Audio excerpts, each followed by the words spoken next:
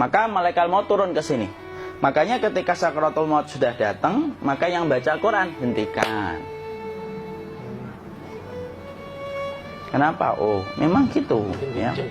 Jangan semakin kenceng. Ayo Pak, insya Allah Pak, gitu. Al-Baqarah Pak, Al-Baqarah Pak. Al-Kahfi, Al-Kahfi. Enggak lah. Yang baca Quran berhenti dulu. Kemudian digantikan dengan kita mentalkin. Antum agak ke sana dikit.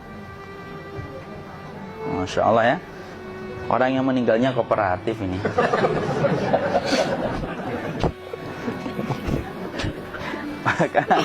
maka agak ke sini ya. Maka disunahkan kita untuk mentalkinnya. Nanti ketika mentalkin jangan terlalu sering, jangan terlalu membebani. Jangan terlalu sering itu la ilaha illallah, la ilaha illallah. Enggak gitulah. Berat nanti dia ngerasakan. Di situ Imam Qurtubi juga menyampaikan, jangan terlalu sering karena itu memberatkan dadanya. Jadi ketika mentalkin saya sampaikan, boleh diganti atau enggak Ustadz? Enggaklah, talkin itu ibadah. Ibadah itu tauqifiyah. Tauqifiyah itu enggak usah diganti. Karena Rasulullah mengatakan lakinu ala mautakum la ilaha illallah. Talkin orang yang meninggal di antara kalian dengan la ilaha illallah. Enggak usah diganti Allah Ustadz yang lebih singkat, lebih pendek. Enggak usah.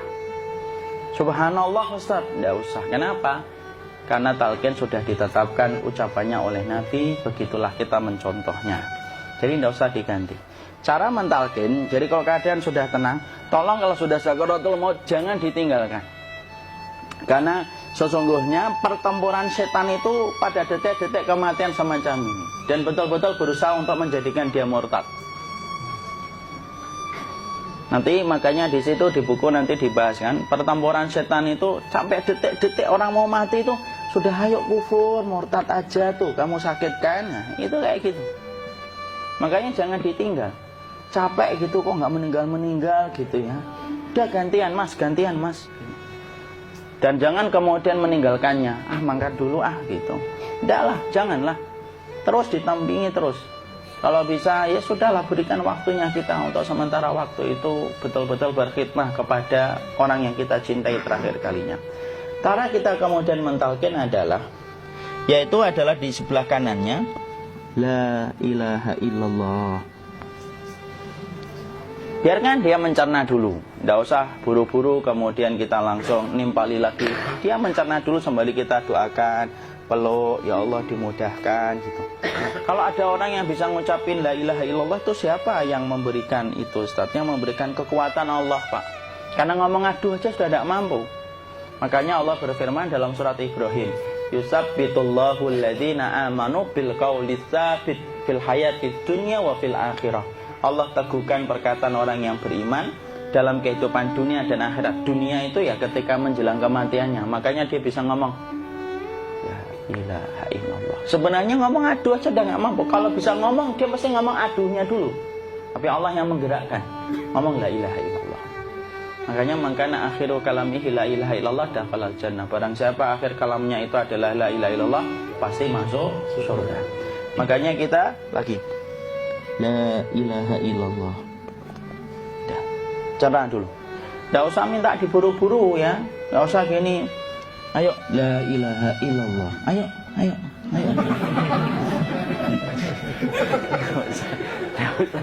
Tidak usah gitu. Ya, biarkan dia pelan-pelan gitu. Ayo tapak, ya Allah capek saya Pak. Enggak usah gitu. Dia ucapkan la ilaha illallah. Kemudian dia mencerna.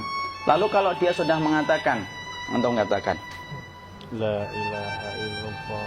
Ya, kalau sudah mengatakan la ilaha illallah, berarti sudah. Tidak usah ditalkin lagi, tidak usah. Belum meninggal juga sih. Tidak apa-apa, biarin aja. Dia di situ aja.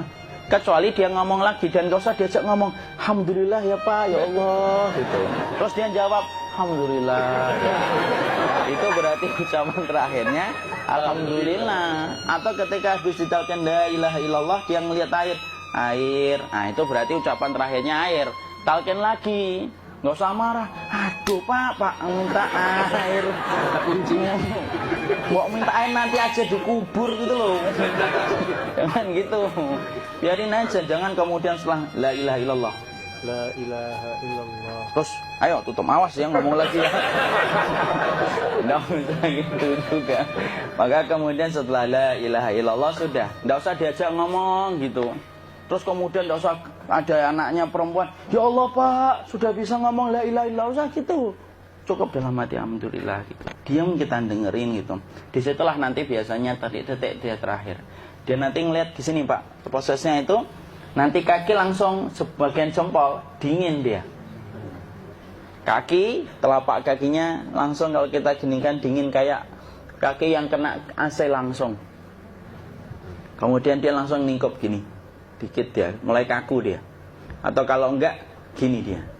Langsung kayak jatuh, kayak kepala nanti yang paling terakhir. Kepala itu pasti ada gerakannya Pak, ini meninggal itu. Pasti gitu. Pasti gitu. Karena apa? Sudah tidak ada beban ruh yang menahannya. Ya, cabut ya, set pelan, maka kemudian malaikat itu. Tapi tetap sakit lah, walaupun dikatakan ringan, tetap sakit. Maka kemudian sakit gitu, ngelewatin sini, jantung kemudian sudah tidak berfungsi, kemudian ginjal Pak, ngelewatin ginjal tidak berfungsi. Bapak bayangkan kan, kalau yang pernah sakit batu ginjal Pak, sepakat nggak kalau kita batu ginjal itu sakitnya luar biasa Pak? Itu baru titik batu kecil di ginjal. Kita bisa bayangkan tiba-tiba ginjal tidak berfungsi, sakitnya kayak apa Pak? Tiba-tiba ginjal nggak berfungsi, pankreas naik, kemudian tek jantung. Jantung ini dia masih hidup dia, di sininya masih hidup walaupun jantungnya sudah berhenti. Naik, kemudian mata dia ngelewatin mata.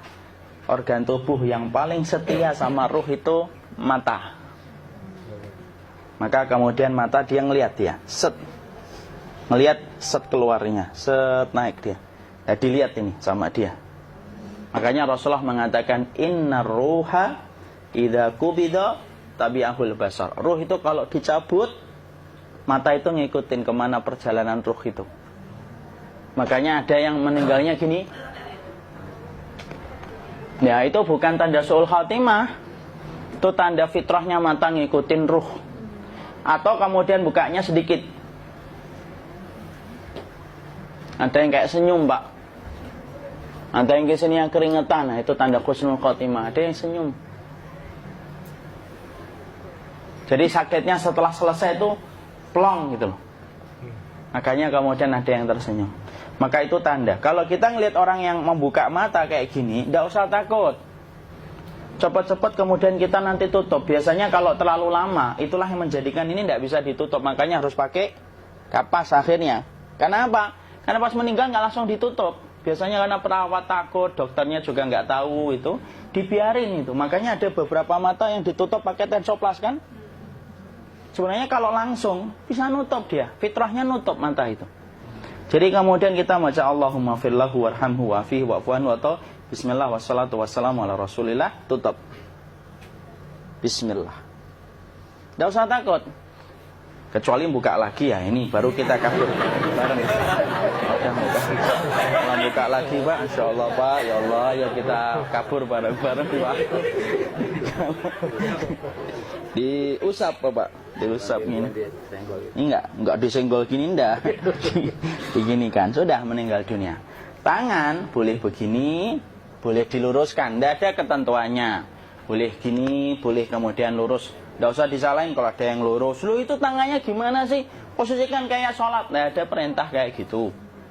Jadi kemudian dikondisikan saja. Terus maka kemudian dipijit-pijit, akiknya dikeluarin, kemudian jamnya dilepas, gigi palsunya dilepas kalau ada, ya. Kemudian apa setelah itu? Coba buku.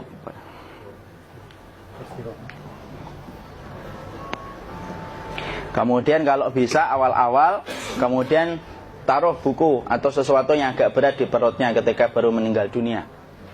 Kenapa kemudian ditaruh kayak gini? Bukan apa-apa, supaya membantu sisa-sisa pencernaan dia untuk keluar. Nanti Pak, biasanya kalau kita taruh agak yang berat gini, atau kemudian kita gini-gini kan, ini udah makan belum Maki? Udah makan belum makan kok udah gede ya? Maka mencet-mencet kayak gini biasanya nanti ketika dimandikan, nah pas dimandikan diginikan saja.